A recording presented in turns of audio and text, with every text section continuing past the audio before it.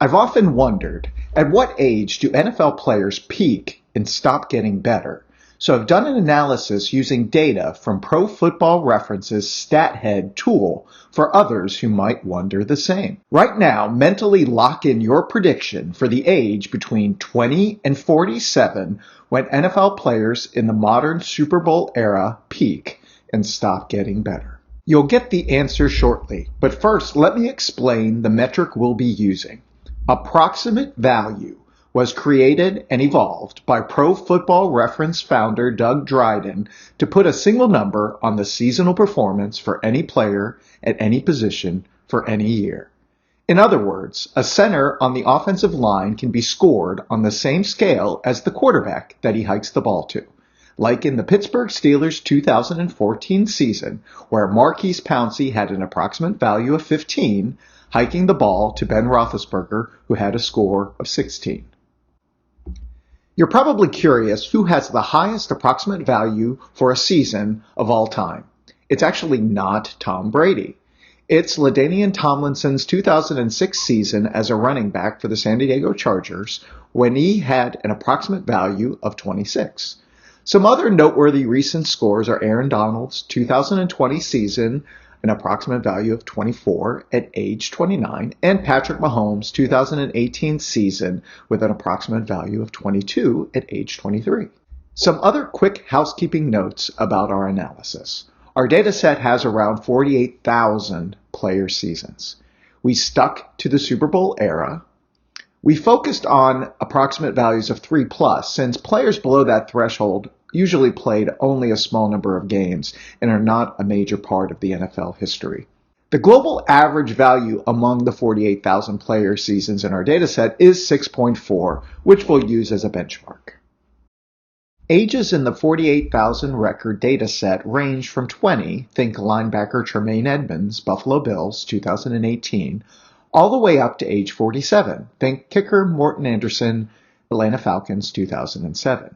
To interpret the data visualization we'll show next, when you see an n equals number in parentheses, that means the count of player seasons at that age. So essentially how common that age is in the post-Super Bowl era player base.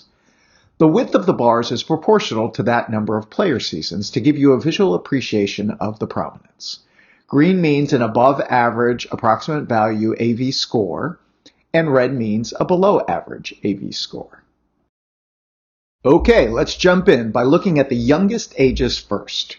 We must ignore the age 20 data because there are only 2 players in that data set at that age, so the average is meaningless compared to the hundreds and thousands of data points that we have at other ages. Our first big insight is that players first show above average AV at age 26. Continuing on past age 26, we see that AV is relatively stable and slightly increasing until it peaks at age 33. The above average AV continues all the way through age 39, though the skinny bars as we go left to right indicate the number of players that last that long drops precipitously. As one would expect, starting at age 40, there is a steep decline in AV. Again, the skinny bars reflect how uncommon and infrequent players at those ages are. The asterisk is to denote that, technically speaking, players of age 44 do have above average approximate value, but that is driven by Tom Brady's 2021 quarterback season at Tampa Bay, where he scored a 16 AV at age 44, which inflates that age group. Let's do a quick position comparison starting with running backs. Running backs do peak early, with their approximate value being the highest at age 26 and falling from there.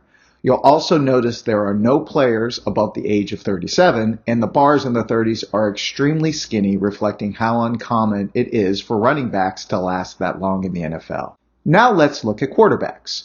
They peak at 33, just like the overall average, and you'll see that there are quarterbacks that last all the way to age 47, like George Blanda. You'll also notice their AV scores across all ages are generally higher than running backs. Now let's compare more and less historically successful teams. The San Francisco 49ers have won 5 Super Bowls and are the number 1 NFC seed this year in 2024 for the playoffs. The New York Jets have only won 1 Super Bowl way back in 1969 with Joe Namath and will not make the playoffs this year. 49ers players reached an above average AV score at age 25, and their AV scores peak at age 34. You'll also notice in a minute that they have higher AV scores overall compared to the Jets. Jets players reached above average AV scores at a very late age of 29, potentially indicating they don't develop players in their early careers very well. And their AV scores peak at age 31, suggesting they also don't have a great track record of holding on to and growing player performance in their later careers. The lower height of their bars shows lower AV scores overall compared to the 49ers. The asterisk denotes that technically the age 38 and 39 Jets players did have above average AV scores, but those were due to Brett Favre having a good season in 2008 with an AV of 12 at age 39, and Vinny Testaverde in 2001 having an AV score of 10 at age 38.